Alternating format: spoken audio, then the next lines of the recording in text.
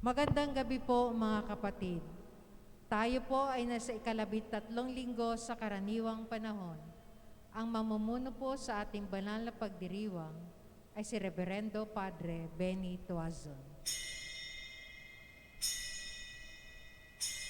Lahat ng mga nilikha, pumalakpak ng may tuwa sa Amang Diyos na may gawa. Purihin siya sa salita, pagkat siya ang lumikha. Sa ngalan ng Ama, ng Anak at ng Espiritu Santo, Amen. sumainyo ang Panginoon. At sumaiyo rin. So muli natitipon tayo sa ngalan ng ating patron na si San Antonio. Ating pasalamatan ang ating Panginoong Diyos sa mga biyaya na ating tinanggap sa kanyang pamamagitan at tayo rin ay humingi pa ng mga biyayang kailangan natin upang tayo ay maitaguyod natin ang ating pananampalataya. Na tayo tumahimik sandali at pagsisihan ng ating mga kasalanan bilang paghahanda sa ating pagdiriwang. Inaamin ko sa makapangyarihang Diyos at sa inyo mga kapatid, na lubha ako nagkasala sa isip, sa salita at sa gawa, at sa aking pagkukulang. Kaya isinasamo ko sa mahal na Birheng Maria, sa lahat ng mga anghel at mga banal, at sa inyo mga kapatid, na ako'y panalangin sa Panginoong ating Diyos. Kaawaan tayo ng makapangyarihang Diyos, patawarin sa ating mga kasalanan, at patnubayan sa buhay na walang hanggan. Amen.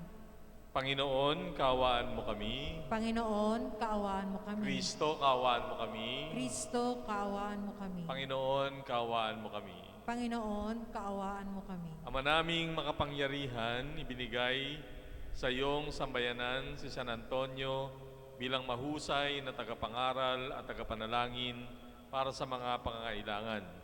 Sa pagtulong niyang masundan namin ang ulirang pamumuhay, madamanawa namin ang iyong saklolo sa kagipitan sa pamamagitan ni Jesucristo kasama ng Espiritu Santo magpasawalang hanggan.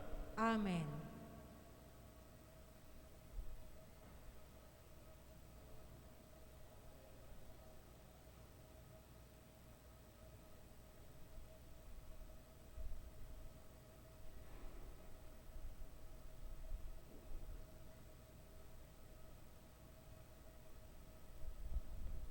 Pagbasa mula sa aklat ni Propeta Amos.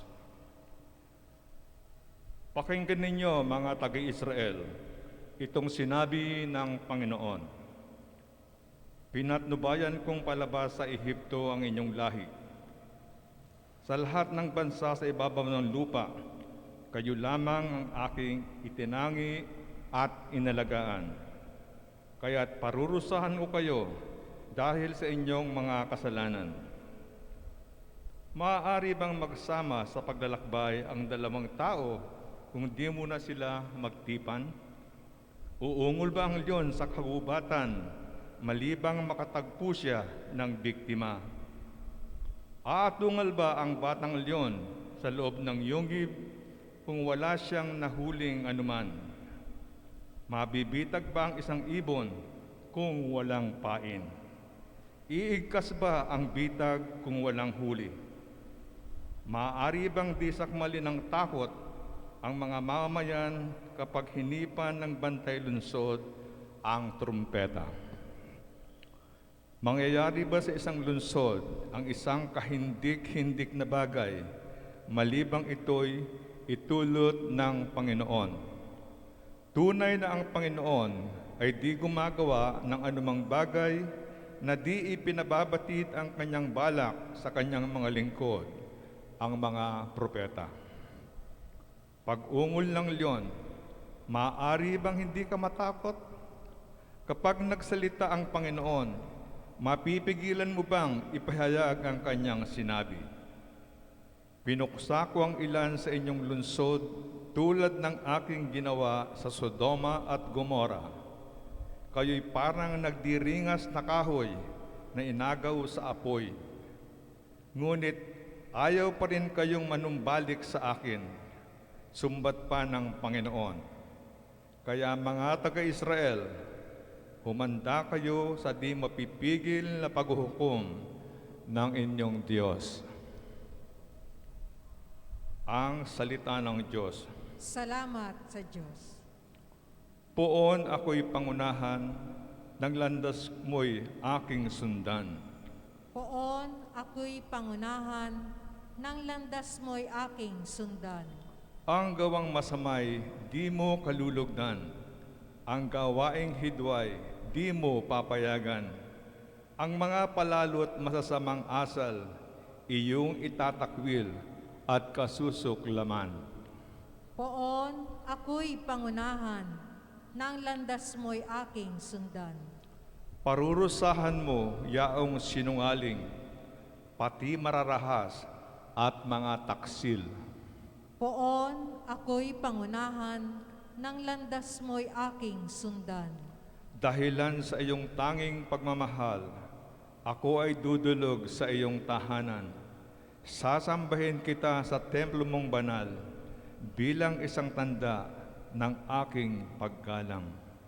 Poon ako'y pangunahan, ng landas mo'y aking sundan.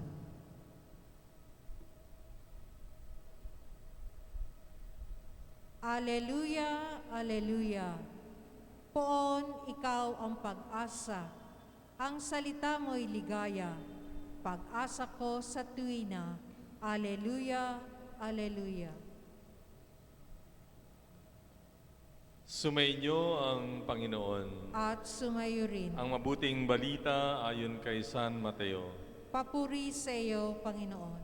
Noong panahong yon, sumakay si Jesus sa bangka kasama ang kanyang mga alagad.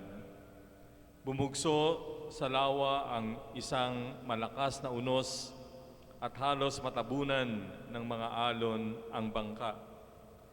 Ngunit natutulog noon si Jesus, kaya't nilapitan siya ng mga alagad at ginising. Panginoon, tulungan niyo kami, sabi nila.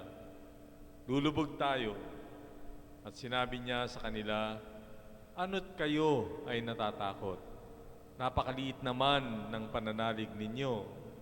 Bumangon siya, sinaway ang hangin at ang dagat, at tumahimik ang mga ito. Namangha silang lahat at ang sabi, anong tao ito?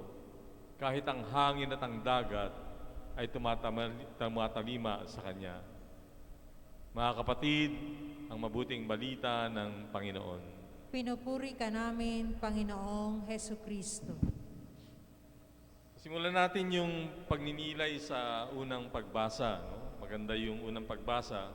Ang sinasabi doon ay maraming pagsubok ang pinagdadaanan ng tao. At noong una pa man, no, ay dumadaan na ang mundo sa maraming mga sakuna, no, digmaan, epidemya, hindi yan bago. Pero maganda yung sabi sa unang pagbasa na walang ganyang pangyayari ang hindi kontrolado o alam ng Panginoon. Hindi ibig sabihin nun na hindi ito mangyayari. Katulad ng epidemya natin ngayon. Nangyayari yan.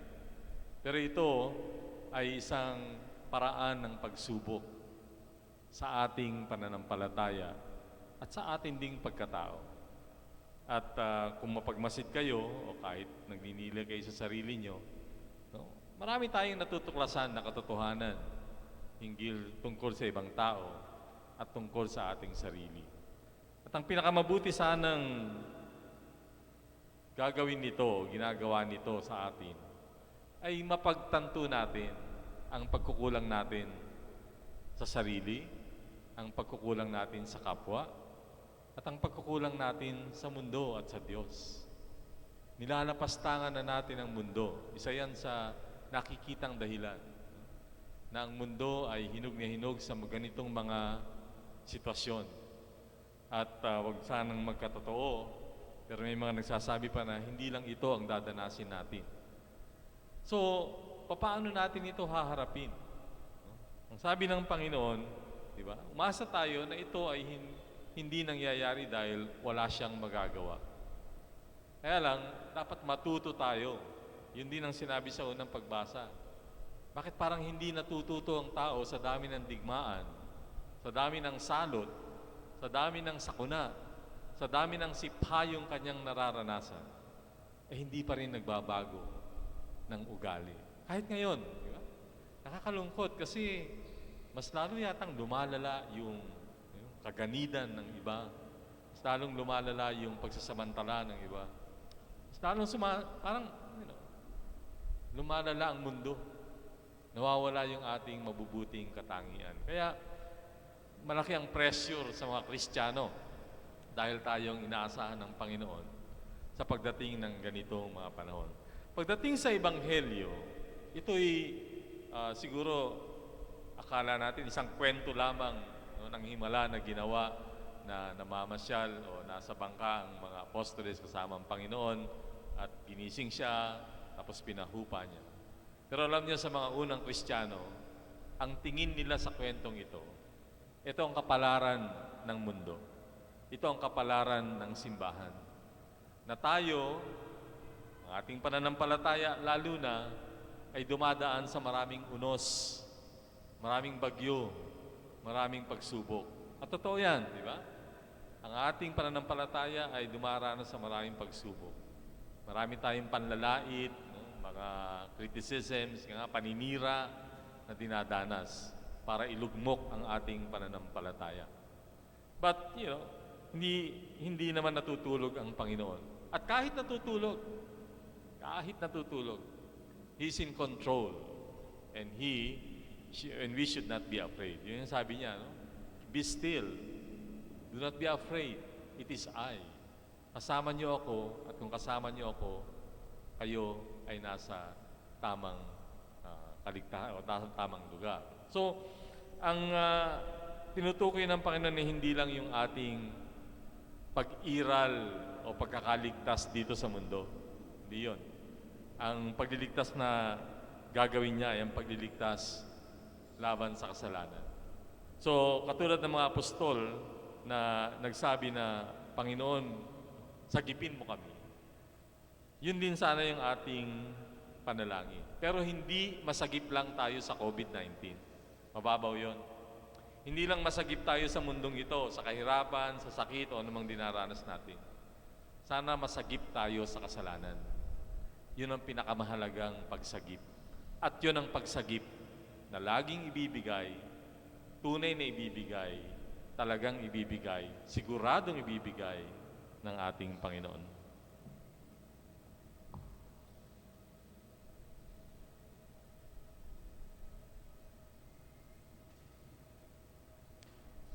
Taglay ang matatag na pananampalataya at lingap Ama ng Diyos sa pamamagitan ng San Antonio de Padua. Manalangin tayo. O makapangyarihang Ama, pinupuri ka namin dahil sa pagkahirang mo sa mga dukha bilang mga tangi mong kinapal. Ang mga kataga ng iyong anak na si Jesucristong Panginoon namin, mapapalad ang mga dukha sa Espiritu, ay nagkabunga sa buhay ng mga santo, tulad ni San Antonio ng Padua. Ipagkaloob mo sa amin ang kauring kagandahang loob at kaamuan upang pagbulay-bulayin ang iyong pag-ibig para sa lahat.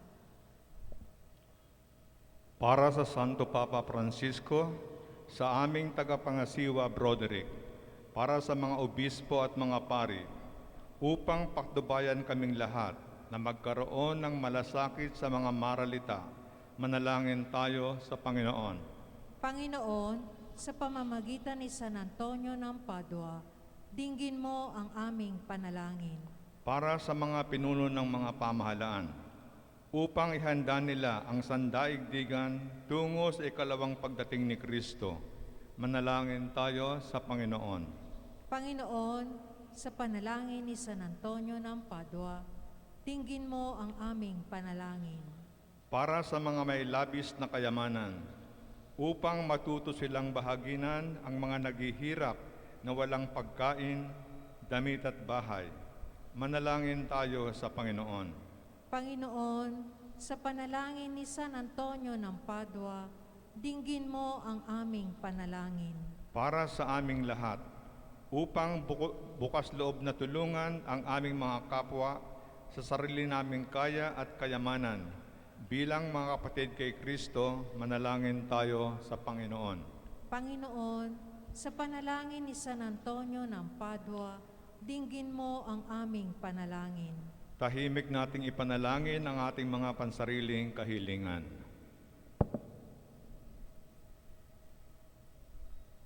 Ama, loobin mong magkaroon kami ng isip at kalooban para sa iyong mga dukha upang sa kanila ay magampan ang iyong kalooban sa pamamagitan ng Panginoong Jesucristong anak mo.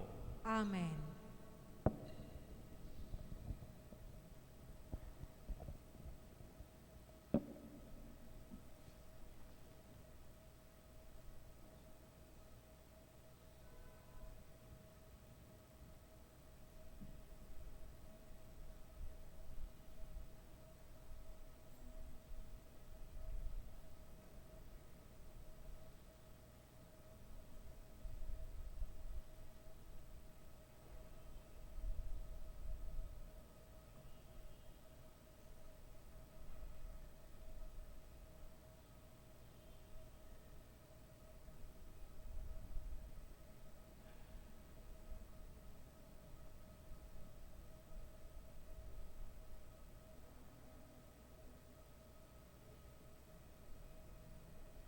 Manalangin kayo, mga kapatid, upang itong ating paghahain ay kalugdan ng Diyos Amang makapangyarihan.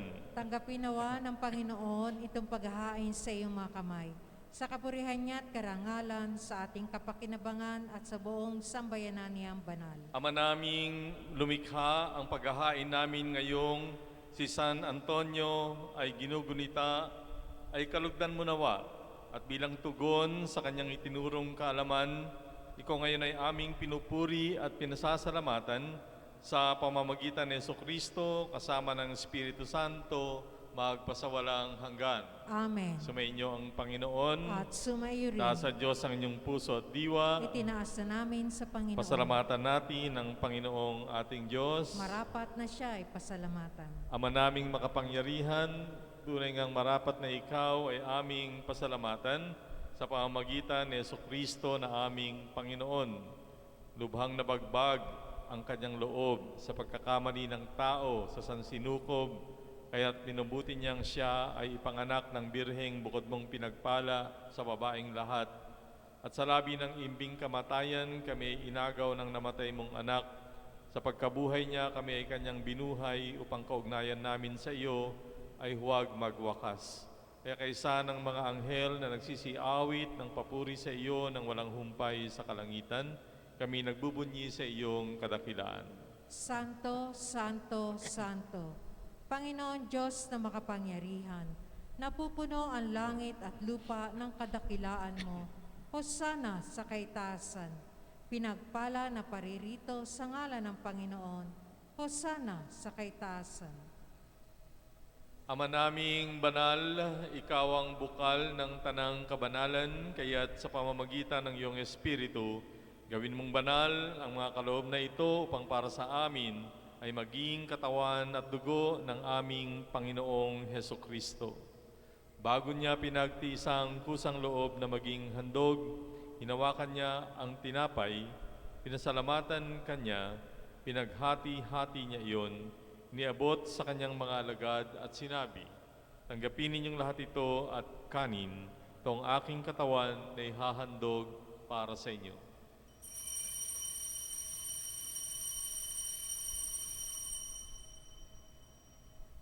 Gayun din naman, nung matapos ang hapunan, hinawakan niya ang kalis, muli kanyang pinasalamatan, niabot ang kalis sa kanyang mga alagad at sinabi, tanggapin ninyong lahat ito at inumin itong kalis ng aking dugo ng bago at walang hanggang tipan. Ang aking dugo na ibubuhos para sa inyo at para sa lahat sa ikapagpapatawad ng mga kasalanan. Gawin ninyo ito sa pag-alaala sa akin.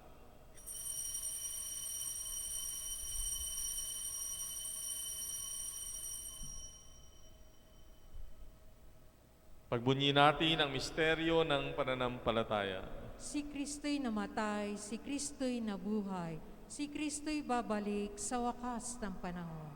Ama, ginagawa namin ngayon ang pag-alaala sa pagkamatay at muling pagkabuhay ng iyong anak, kaya tiniaalay namin sa iyo ang tinapay na nagbibigay buhay at ang kalis na nagkakaloob ng kaligtasan. Kami nagpapasalamat dahil kami ay iyong minarapat na tumayo sa harap mo para maglingkod sa iyo. Sinasamo namin kaming magsasalo-salo sa katawan at dugo ni Kristo ay mabuklod sa pagkakaisa sa pamamagitan ng Espiritu Santo. Amalingapin mo ang iyong simbahang laganap sa buong daigdig. Puspusin mo kami sa pag-ibig. Kaisa ni Francisco na aming Papa, ni Broderick na aming tagapangasiwa, at ng Tanang Kaparian. Alalahanin mo rin ang mga kapatid naming nahimlay nang may pag-asa na sila ay muling mabubuhay, gayon din ang lahat ng mga pumanaw. Kaawaan mo sila at patuloyin sa iyong kaliwanagan. Kaawaan mo at pagindapatin kaming lahat na makasalo sa iyong buhay na walang wakas. Kaisa ng mahal na Birheng Maria na Ina ng Diyos, ni San Jose na kanyang esposo, kaisa ng mga apostol at ang lahat ng mga banal na namuhay dito sa daigdig ng kalugod-lugod sa iyo. May pagdiwang naman namin ang pagpupuri sa ikararangal mo sa pamamagitan ng iyong anak na aming Panginoong Hesukristo. Sa pamamagitan ni Kristo, kasama niya at sa Kanya, ang lahat ng parangal at papuri sa iyo, Diyos amang makapangyarihan, kasama ng Espiritu Santo, magpasawalang hanggan. Amen. Sa tagubilin ng mga nakagagaling na utos at turo ni Jesus na Panginoon natin at Diyos, pahayag natin ang lakas loob. Ama namin, sumasalangit ka, sambahin ang ngalan mo, mapasa amin ang kaharian mo, sundin ang loob mo dito sa lupa para nang sa langit. Bigyan mo kami ngayon ng aming kakanin sa araw-araw. Patawarin mo kami sa aming mga sala, para ng pagpapatawad namin sa nagkakasala sa amin. Huwag mo kaming paintulot sa tukso, at iadya mo kami sa lahat ng masama. Hinihiling namin na kami ay iadya sa lahat ng masama, pagkalooban ng kapayapaan araw-araw, iligtas sa kasalanan, ilayo sa lahat ng kapahamakan, samantalang aming pinananabikan ang dakilang araw ng pagpapahayag ng tagapagligtas naming si Jesucristo. Sapagkat sa iyo ang kaharian, ang kapangyarihan at ang kapurihan magpakailanman. Amen. Panginoong Jesucristo, sinabi mo sa iyong mga apostol, kapayapaan ang iniiwan ko sa inyo, ang aking kapayapaan ang binibigay ko sa inyo. Tunghayan mo ang aming pananampalataya at huwag ang aming pagkakasala. Pagkalooban mo kami ng kapayapaan at pagkakaisa ayon sa iyong kalooban. Kasama ng Espiritu Santo, magpasawalang hanggan. Amen. Ang kapayapaan ng Panginoon ay sumainyong lahat. At sumayo rin. Bigayan kayo ng kapayapaan sa isa't isa. Kordero ng Diyos na nag-aalis sa mga kasalanan ng sanlibutan, maawa ka sa amin. Kordero ng Diyos na nag-aalis sa mga kasalanan ng sanlibutan, maawa ka sa amin. Kordero ng Diyos na nag-aalis sa mga kasalanan ng sanlibutan, ipagkaloob mo sa amin ang kapayapaan. Mga kapatid, narito ang ating Panginoong Jesucristo, ang Kordero ng Diyos na nag-aalis ng mga kasalanan ng sanlibutan, mapapalad ang mga inanyayahan sa kanyang piging. Panginoon, hindi ako karapat-dapat na magpatuloy sa iyo, ngunit sa isang salita mo lamang ay gagaling na ako.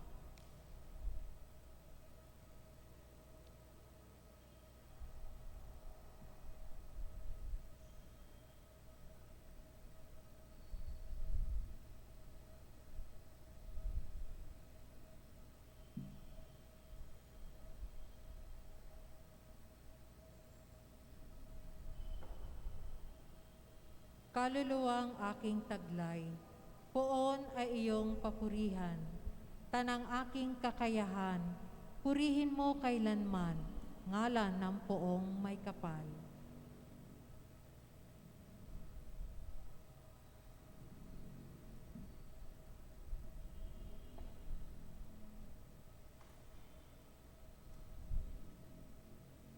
Komunyon Espiritual. Aking Jesus, Nananalig akong ikaw ay nananahan sa pinakabanal na sakramento. Mahal kita na higit sa lahat ng bagay at nais kong tanggapin ka sa aking kaluluwa. Subalit sa sandaling ito, ikaw ay hindi ko matatanggap sa banal na komunyon. Naway tanggapin kita ng espiritual sa aking pagnanais na ito at pumasok sa aking puso. Niyayakap kita na parang naririto sa akin at pinagkakaisa ko ang sarili sa iyo. Huwag hayaang mawalay ako sa iyo. Amen.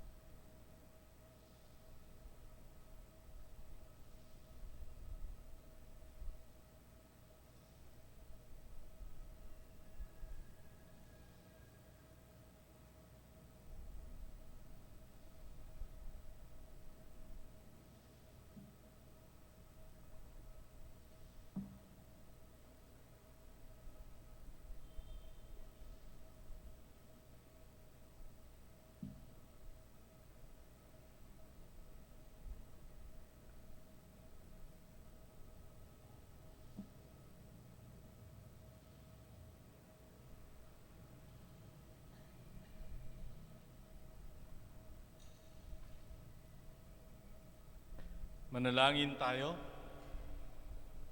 Ama naming mapagmahal, kaming nagsalo-salo sa bumubuhay na pagkaing si Kristo, ay paturuan mo sa gurong si Kristo upang sa pagunita namin kay San Antonio, kami matuto ng maasahang katotohanan mo at sa pag-ibig ay magampanan namin ito sa pamamagitan din ni Kristo, kasama ng Espiritu Santo, magpasawalang hanggan. Amen. Magsiluhod ang lahat para sa Oratio Imperata laban sa COVID-19. Makapangyarihan at mapagmahal na Ama, nagsusumamo kami sa iyo upang hilingin ang iyong patnubay laban sa COVID-19 na nagpapahirap sa marami at kumitil na ng mga buhay. Gabayan mo ang mga dalubhasang na atasan na tumuklas sa mga lunas at paraan upang ihinto ang paglaganap nito. Patnubayan mo ang mga lumilingap sa may sakit upang ang kanilang pagkalinga ay malaki pa ng husay at malasakit. Itinataas namin ang mga nagdurusa. Makamtanawa nila ang mabuting kalusugan. Lingapin mo rin ang mga kumakalinga sa kanila. Pagkamitin mo ng kapayapaang walang hanggan ang mga pumanaw na. Pagkalooban mo kami ng biyaya na magtulong-tulong tungo sa ikabubuti ng lahat. Pukawin sa amin ang pagmamalasakit sa mga nangangailangan. Nagsusumamo kami na iyong ihinto na ang paglaganap ng virus at ipag-adya kami sa lahat ng mga takot. Hinihiling namin ito sa pamamagitan ni Jesucristo na nabubuhay at naghahari kasama mo at ng Espiritu Santo, iisang Diyos, magpasawalang hanggan. Amen. Dumudulog kami sa iyong patnubay, mahal na Ina ng Diyos. Pakinggan mo ang aming mga kahilingan sa aming pangangailangan at ipag-adya mo kami sa lahat ng kasamaan. Maluwalhati at pinagpalang Birhen. Amen. Maria, mapag-ampon ng mga Kristiyano, Ipanalangin mo kami. mahal na Birhen, mapagpagaling sa may sakit. Panalangin mo kami. San Rafael Arcangel, Ipanalangin mo kami. San Roque, Ipanalangin mo kami. San Lorenzo Ruiz, Ipanalangin mo kami. San Pedro Calungsod, Ipanalangin mo kami. San Antonio ng Padua. Ipanalangin mo kami. Amen. Sumainyo ang Panginoon. At sumayo rin. Malaing kayo na makapangyarihang Diyos Ama, Anak at Espiritu Santo. Amen. Sa ating pagdiriwang, maayo kayo sa kapayapaan ni Kristo. Salamat sa Diyos.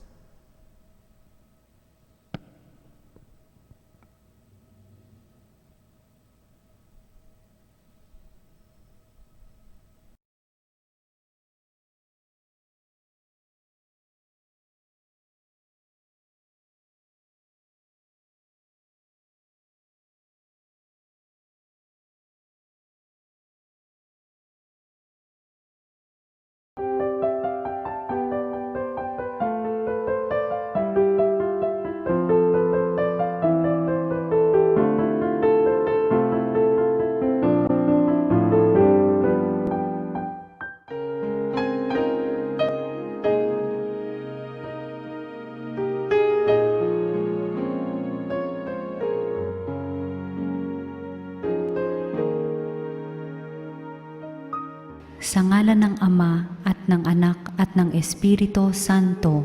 Amen. O San Antonio, pinili ka ng Diyos na ipabatid sa daigdig ang iyong kabanalan upang maakit ang marami sa paggawa ng mga kabutihan. Hilingin mo sa sanggol na si Jesus na hawak mo sa iyong bisig ang mahigpit ko ngayong pangangailangan.